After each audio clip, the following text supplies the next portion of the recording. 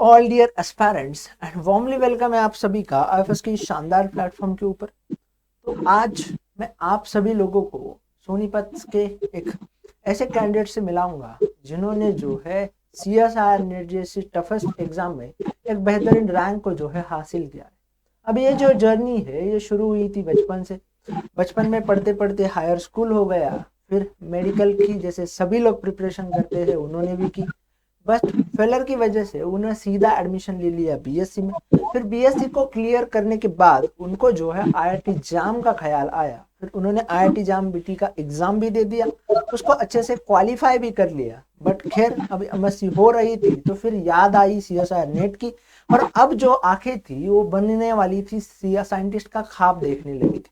अब साइंटिस्ट का ख्वाब देखने वाली हर आंखों को एक रास्ते से होके गुजरना पड़ता है, और वो रास्ता होता है सीएसआईआर नेट जेआरएफ का। तो फिर उन्होंने ठान लिया कि अब जो है पढ़ाई को शुरुआत करनी है, और बेहतर ढंग से उन्होंने इस प्रिपरेशन जर्नी को किया, और फाइनली जाके इस एग्जाम में बेहद ही बेहतरीन और लाजवाब स्कोर के साथ उन्होंने इस एग्जाम को क्लियर किया। अब हम जानेंगे उनसे कि उनकी जर्नी क्या रही थी, किस तरीके से उनको ये सब चीज़ें याद आई, किस तरीके से उन्होंने उनके ख्वाब को, उनके ड्रीम को जो है चूज कर लिया, और ओवरऑल क्या अप एंड डाउन्स रहे, क्या स्ट्रगल्स रहा, क्या हार्डवर्क रही। तो हर एक चीज़ के बारे में उनके थ्रू हम जानते हैं, समझते हैं दोस्तों। तो जुड़े रहिएगा वीडियो के एंड तक। आप जो नया एस्पिरेंट है आप लोगों को बहुत कुछ सीखने को, समझने को मिलेगा। तो हेलो। हेलो।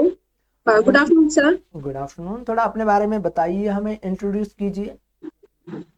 सर मेरा नाम सोनल है। मैं सोनीपत हरियाणा से रहने वाली हूँ और मैंने अभी दिसंबर सीएसआईआर को क्वालिफाई किया है एमएससी के बाद फर्स्ट अटेम्प्ट में, और अभी मैं पीएचडी के लिए एडमिशन लेने वाली हूँ। ओके, तो आपने सीएसआर को क्वालिफाई किया है और आप पीएचडी के लिए एडमिशन लेने वाले। मुझे ये यस सर। बताइए सोनल, आपका रैंक क्या रहा है सीएसआर नेट में? Sir 103 rank. ओके, तो पहले तो सोनल आपको कॉन्ग्रेचुलेशंस मेरी तरफ थैंक से, पूरे आईएफएस फैमिली की तरफ से। Thank you sir. ओके, अब मुझे ये बताइए सोनल कि आपकी एजुकेशनल जर्नी क्या रही थी? सर पहले मैंने सोनीपत में ही एक स्कूल से ट्वेल्थ, HBSC बोर्ड से मैंने ट्वेल्थ पास की। उसके बाद मैंने बीएससी बोटनी किया दिल्ली यूनिवर्सिटी से ही। फिर मैंने मास्टर्स में एडमिशन लिया बोटनी में ही, सेम दिल्ली यूनिवर्सिटी में ही। और उसके बाद फिर मैंने अभी सीएसआईआर किया है और फिर अभी पीएचडी का प्लान है आगे। ओके, तो आपका बीएससी और मास्टर्स दोनों भी जो है वो डीयू से हुए हैं, मतलब दिल्ली यूनिवर्सिटी से। ओके, तो बेहद बेहतरीन यूनिवर्सिटी है जिसका बहुत सेंट्रल यूनिवर्सिटी के लिस्ट में बहुत टॉप के ऊपर हमें नाम देखने को मिलता है। तो सोनल मुझे ये बताइए कि आपको कैसे ख्याल आया कि सीएसआईआर नेट देना चाहिए, मतलब क्यों लगा? सर क्योंकि साइंटिस्ट बनना है तो फिर उसके लिए फर्स्ट स्टेप ही होता है कि नेट को क्वालिफाई करो और फिर उसके बाद पीएचडी। तो क्योंकि फर्स्ट स्टेप है तो फिर करना ही था, तो इसलिए सर। ओके, तो सोनल मुझे ये बताइए कि आपकी जो प्रिपरेशन जर्नी है सीएसआईआर नेट के लिए वो कैसे रही, और किस तरीके से आपने ओवरऑल प्रिपरेशन की? सर पहले तो एमएससी के टाइम पर तो कुछ सिलेबस ज्यादातर ओवरलैप करता ही है, तो वो तो मैंने वहां से ही प्रिपेयर किया एमएससी से ही। जो सर टीचर्स हमारे लेक्चर्स देते थे बहुत अच्छे से पढ़ाते थे वो, तो वहां से समझ आ जाता था। फिर उसके बाद एमएससी के बाद मैंने जो ओवरलैप नहीं करता था सिलेबस, लेकिन मैं थोड़ी फैमिलियर थी मैं जिन सब्जेक्ट से, वो मैंने फिर प्रिपेयर किए यूट्यूब के थ्रू। और लास्ट में जब 2-3 मंथ्स रहते थे तो फिर मैंने काफी सीरियसली प्रिपेयर करना स्टार्ट किया। पहले मैंने सिलेबस को एनालाइज किया, उसके बाद फिर यूट्यूब से ही आईएफएस के लेक्चर सीरीज जो चलती थी, जेआरएफ एक्सप्रेस मैंने कंप्लीट की थी, और उसके बाद फिर एग्जाम मैपिंग मैंने कंप्लीट की। तो उससे मुझे बहुत हेल्प हुआ सर एग्जाम में। मुझे ये बताइए कि पहली बार आपने आईएफएस का नाम कहाँ से सुना था? सर यूट्यूब से ही सुना था। पहले मैंने आईआईटी जैम के लिए जो प्रिपेयर किया था तो वो भी मैंने यहीं से किया था, तो मुझे पता था कि आईएफएस है अच्छा इंस्टीट्यूट। ओके, तो आपने आईएफएस का नाम आईआईटी जाम के टाइम ही सुना था और फिर सीएसआईआर को वही कंटिन्यू कर लिया। अब मुझे ये बताइए कि अपने सीएसआईआर नेट के सिलेबस को जब हम देखते हैं सोनल, तो एक वास्ट सिलेबस हमें देखने को मिलता है। उसी के साथ साथ 13 यूनिट है, फिर एक जनरल एप्टीट्यूड का यूनिट है। तो आपकी प्रिपरेशन कैसे रही, आपने कितने यूनिट्स को टारगेट करके प्रिपेयर किया और किस तरीके से किया, जरा बताइए। सर कंप्लीट तो सिलेबस कभी होता नहीं है, क्योंकि इतना वास्ट सिलेबस है तो कंप्लीट कोई कर नहीं सकता।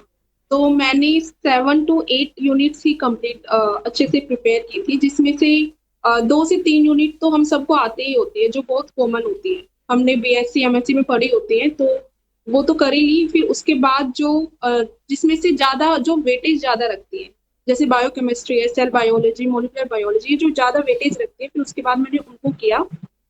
और फिर सर सब तो नहीं की थी, 7 से 8 ही यूनिट करी थी फिर उनको, लेकिन रिवीजन बहुत जरूरी है सर। तो मैंने फिर उनको रिवाइज अच्छे से किया था, तो 2 से 3 बार रिवाइज किया, और फिर सर उतने में ही काम चल गया था। ओके, तो आपने 7 से 8 यूनिट को टारगेट किया था और उसी के साथ साथ रिवीजन अच्छे से की थी। तो यस मुझे सर। ये बताइए सोनल कि आपको सबसे इजीएस्ट यूनिट कौन सी लगी एंटायर सिलेबस में। सबसे इजीएस्ट सर मुझे तो इकोलॉजी ही लगती है। इकोलॉजी सबसे इजी लगी थी, फिर उसके बाद सेल बायोलॉजी में मेरा काफी इंटरेस्ट है, तो मुझे वो भी काफी इजी लगी थी।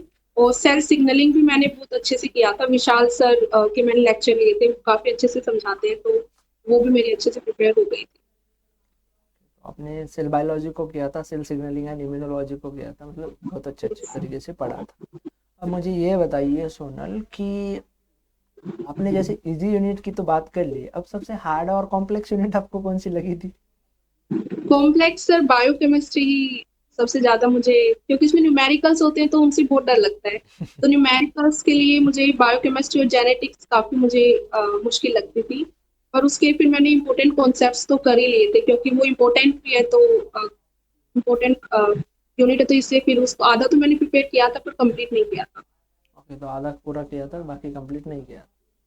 यस। तो मुझे ये बताइए सोनल कि आपका रिवीजन का क्या तरीका था, मतलब आपने कोई ऐसे स्टडी को रूटीन को फॉलो किया था, जैसे लाइक आप आईएफएस से पढ़े हो यूट्यूब से और बाकी आप सेल्फ स्टडी करते थे, तो फिर मतलब आपका खुद का पढ़ने का तरीका कैसे था, थोड़ा बताइए उसके बारे में। सर पहले मैं लेक्चर कंप्लीट करती थी अपना, फिर जो मैं नोट्स बनाती थी उनको रिवाइज करती थी, और बाद में सर जो क्वेश्चंस होते हैं उनको प्रैक्टिस करती थी। तो फिर मुझे पता चलता था कि मैं क्वेश्चन को अटेम्प्ट कर भी पाऊंगी कि नहीं, क्योंकि कई बार ऐसा होता है कि हम पढ़ लेते हैं, हम समझ भी आ जाते हैं, बट क्वेश्चन नहीं कर पाते। तो उसकी वजह से मैंने साथ साथ ही फिर क्वेश्चंस प्रिपेयर किए थे, तो यही तरीका था। ये तो मतलब आपका कहना है पढ़ने का अगर सही तरीके की बात की जाए तो लेक्चर करना है, फिर उसकी रिवीजन करना है, और मतलब नोट्स को रिवीजन करना है और क्वेश्चन प्रैक्टिस करनी यस सर। है। ओके। उसके साथ साथ मुझे ये बताइए कि ऐसी क्या 3 चीज़ें रही या ऐसी क्या 3 चीज़ें सजेस्ट करना चाहोगे जो भी नए एस्पिरेंट्स हैं उनके लिए, कि जिनकी वजह से आपको लगता है कि उनका भी एक बेटर फ्यूचर हो जाए और उनका भी अच्छा रैंक आ जाए इस एग्जाम में। सर एक तो यही है कि कंप्लीट सिलेबस करने की तो सोचना ही नहीं है, क्योंकि वो नहीं हो पाता है। तो अपना कुछ यूनिट्स को पकड़ो और उनको ही अच्छे से प्रिपेयर करना चाहिए। फिर सेकंड सर, रिवीजन हमें टाइम टू टाइम करते रहनी चाहिए, वरना हम फिर एग्जाम में सब कुछ मिक्सअप कर देते हैं, तो रिवीजन बहुत जरूरी है। और थर्ड सर, कंसिस्टेंसी भी बहुत जरूरी है, क्योंकि बीच में हम एकदम से स्टार्ट करते हैं, हम थोड़ा लो हो जाते हैं, फिर दोबारा स्टार्ट करते हैं, तो बहुत टाइम वेस्ट होता है, तो इसलिए कंसिस्टेंट रहना बहुत जरूरी ओके, तो कंसिस्टेंट रहना जो है बहुत ज़रूरी है। ठीक है। है। यस।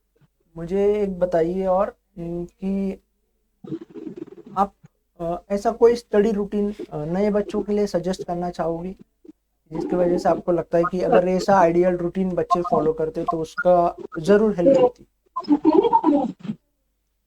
सर मैं तो ज्यादातर शाम को ही पढ़ती थी हमेशा से, सुबह मुझसे कभी नहीं पढ़ा जाता, तो शाम को ही पढ़ना मेरे लिए तो वही बेस्ट है। बाकी सबका अलग अलग होता है, जिसको जहाँ जब पढ़ना अच्छा लगता है तब उन्हें पढ़ना चाहिए, जब एनर्जी हाई होती है। तो किसी की इसमें तो किसी की शायद नहीं सुननी चाहिए कि दिन में पढ़ो या शाम को पढ़ो या रात को पढ़ो, जब एनर्जी हाई होती है तभी पढ़ना चाहिए। तो जब एनर्जी हाई होगी तब पढ़ना चाहिए। फिर आगे आप क्या सोच रहे हो अब। अभी सर पीएचडी करेंगे, फिर उसके बाद असिस्टेंट प्रोफेसर के लिए ही प्लान है अभी तो। बाकी जहाँ देखते हैं क्या होता है। चलो ठीक है, बहुत अच्छे। आपको बहुत सारी शुभकामनाएं मेरी तरफ से, पूरे आईएफएस फैमिली की तरफ से। Thank you so thank you much so for much. Sharing your experience with okay.